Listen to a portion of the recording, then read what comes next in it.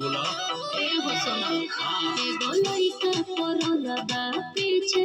जान पीछे ओढ़नी सड़क के पीछे जान ओकरा चलते चला मुश्किल डगर हो जाई सुना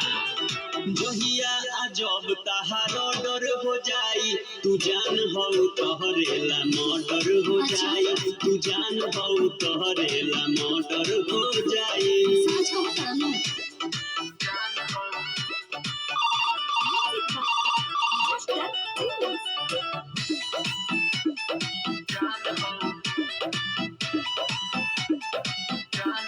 कहताने तो वो करना इलाज करेलो हर झूठो के जान रंग बाज बनेलो तोरा का लगता रे सब कुछ बात बादा हमार कोई नजर ना उठाई साचो देह तहराए जान ओकरा के गोर पगिराई कुछ करो ना तो राजा गड़ हो जाई आदेश करो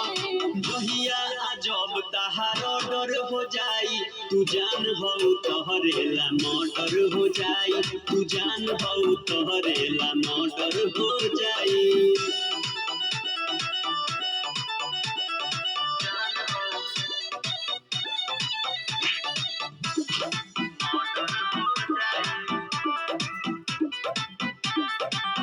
कहीं के तनाव हम के लाचार कइले बा जन सारा हो दे आज पार कइले बा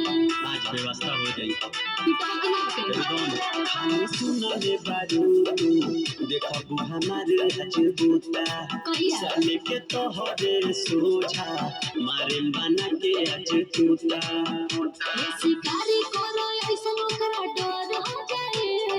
हार खींच ली तो जहिया अजब तहारो डर हो जाई तू जान हो तोहरेला मर्डर हो जाई तू जान हो तोहरेला मर्डर हो जाई